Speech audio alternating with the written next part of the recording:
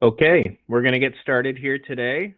Good morning, everyone. Thank you for joining us for this week's webinar. Today, we're going to be talking about microplastics in soils, a spectral perspective from preliminary experiments.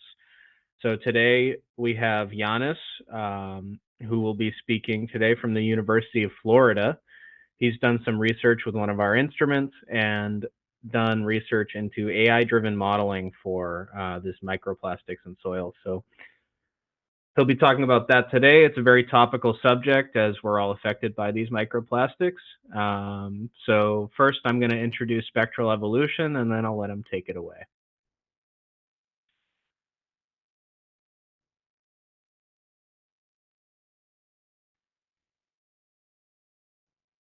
So Spectral Evolution is the leading manufacturer of UV, vis, NIR spectrometers and spectroradiometers. We were established in 2004 and we're located in Haverhill, Massachusetts. So built and manufactured in Haverhill.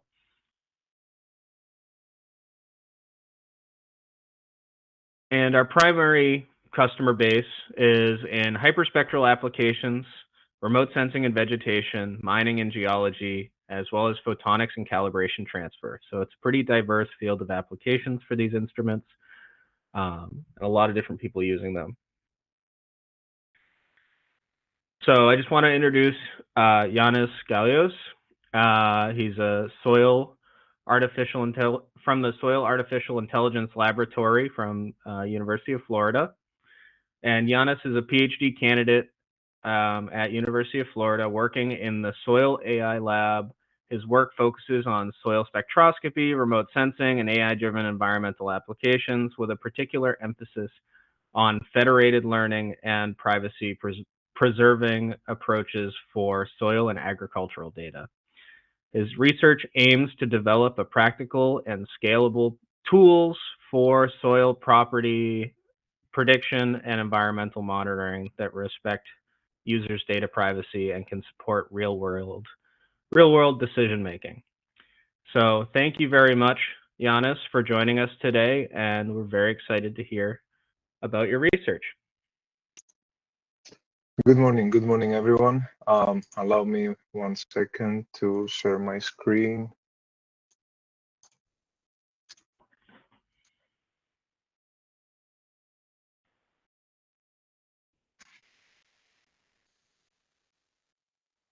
Swap them, and you should be able to see, right?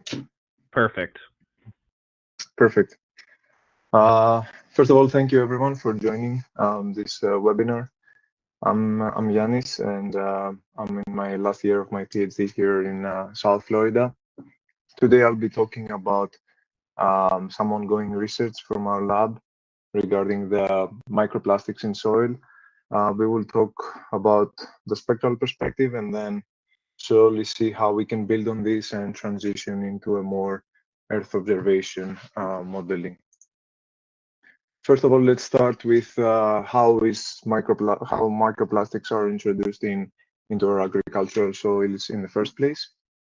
As you can see on the pictures on the right, a very common practice for farmers down here in South Florida is to cover the beds with plastic mulches.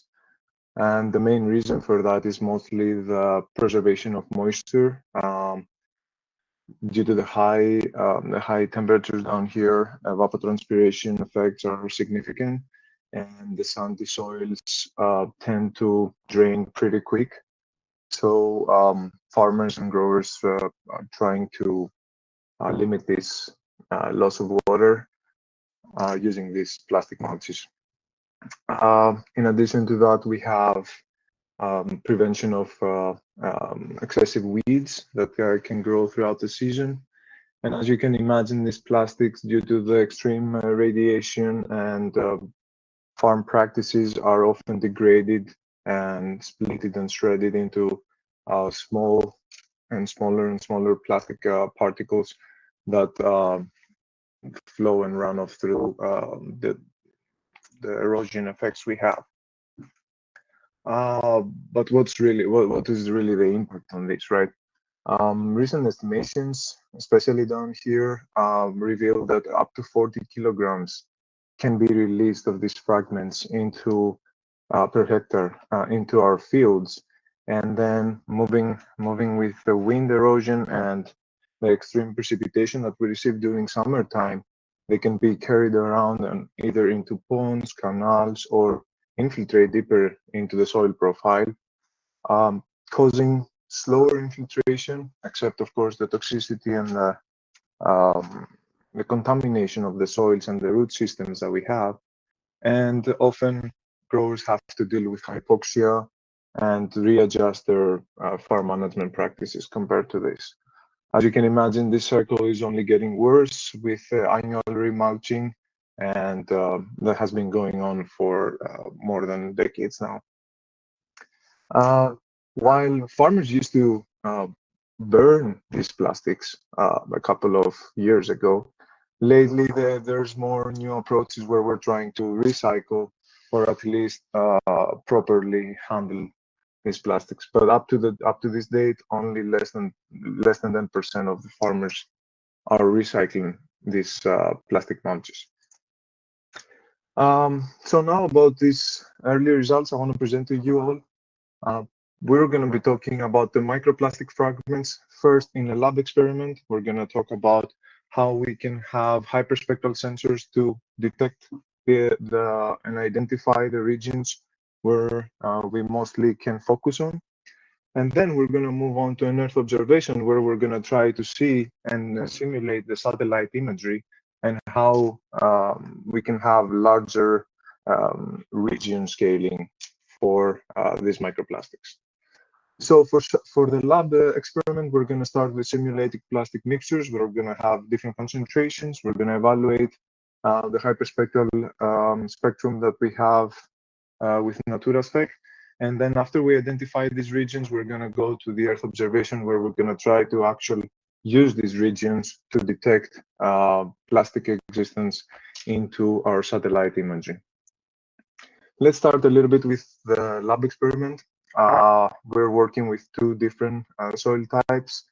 We have the Duval Loam, which is the county of Jacksonville, Florida, in the northeast part of Florida. And then we have the Immokalee Sand, which is the southwest part of Florida, with high concentrations of sand around 96 to 97%. For our experiment, we're focusing on three different weight concentrations. We're working with 10%, 50%, and 100%. We're going to have also our controls for pure plastic and then the bare soil. And our samples were treated according to the standard protocols. We air dry them for 24 hours and sieve them for particles below 2 millimeters. We put 40 grams of soil per sample, and then we shredded these low density polyethylene plastic mulches into small fragments to simulate the conditions of the field. 8 replications per treatment. And for our spectral measurements now, thanks to Spectral Evolution and the research partnership program they offer every year, I was able to obtain the NaturaSpec, which works in a range, in a wavelength of 350 nanometers all the way to 2500. And the measurement protocol is according to their guidance. We use the white reference panel for calibration after every treatment. And to accompany that, we also had 5 replications per sample and kept the mean. Now, how we can actually pre-process this data? In my case, I work mostly with Savitzky-Golay. I'm looking to filter out and try to reduce the noise that is not useful to our modeling procedures. Therefore, also the 5 replications were kept. From the 5 replications, we kept the mean, and then later on we moved to a convex hull analysis. Pretty simple steps in Darwin, the Spectral Evolution software that comes with the sensor. Below the tool section, we can have the spectral math, and in the processing tab, we can work with Savitzky-Golay smoothing, selecting a very few parameters, and having our pre-processing. For the lovers of Python, I also have this QR code here. You can scan and head directly to our labs repository where you can have the pipeline for this pre-processing. And let's jump right into the spectral signatures. At the bottom, we're looking at the sand. At the top, we're looking at the loam.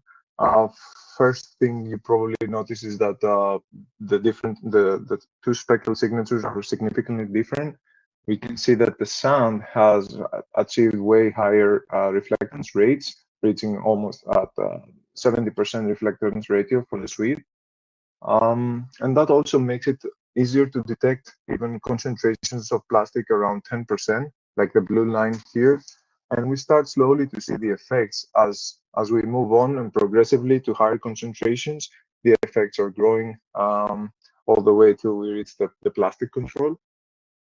Now, if we go for a clay, the first thing we see is, of course, the lower reflectance rate. And what's going on probably here is the minerals of the clay are also somehow partially hiding the absorption features of the plastic. And that makes it harder for us to distinguish lower concentrations of plastic into our soil. Regarding now these features, the most important things we are looking for are the carbon-hydrogen bonds, most common in the SWIR bands. We can identify the 1200 nanometers region, then the 1700 region with extreme absorption features, and then the last part around 23 to 2400 nanometers, where we can start building on this. To make things a little bit more clear, I work on an analysis, a convex hull analysis. It's a pretty straightforward analysis that removes the background from our signatures and allows us to focus on these absorption features.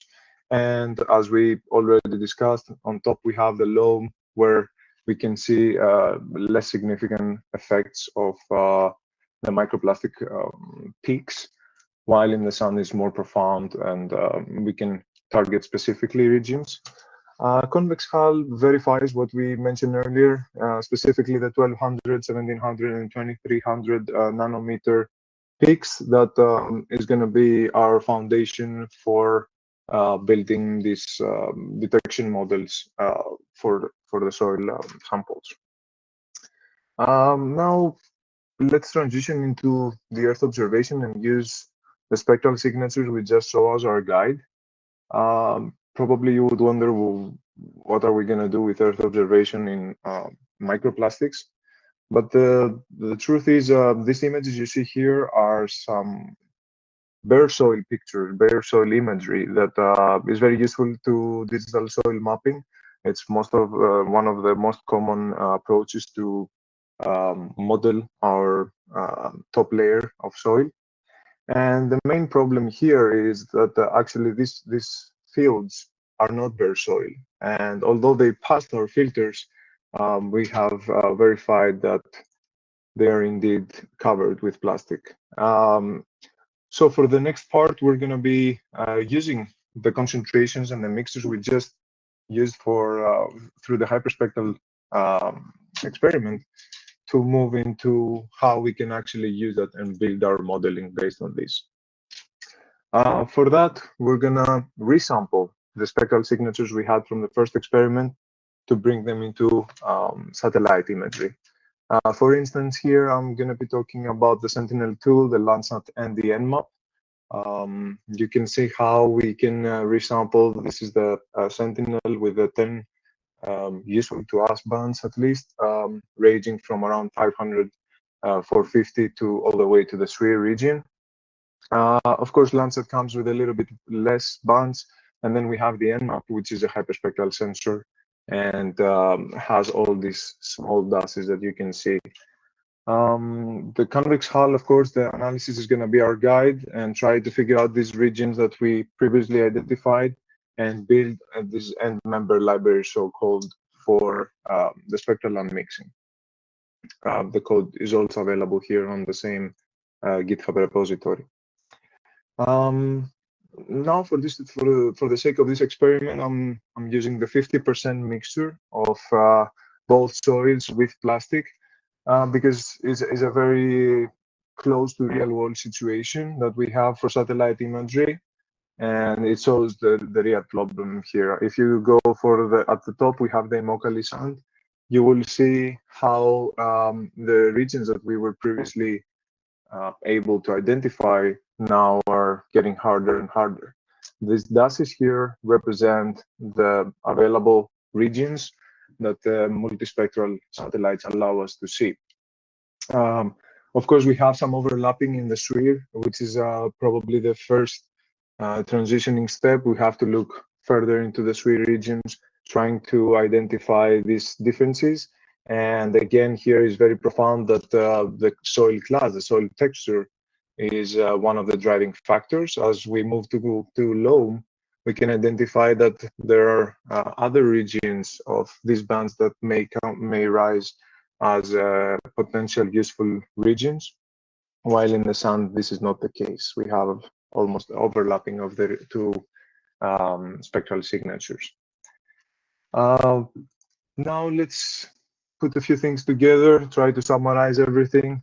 Of course, as we saw from the convex hull, plastic is can mostly be identified in the sphere regions, specifically the 1700 and 2300 nanometers seems to be the first step for that.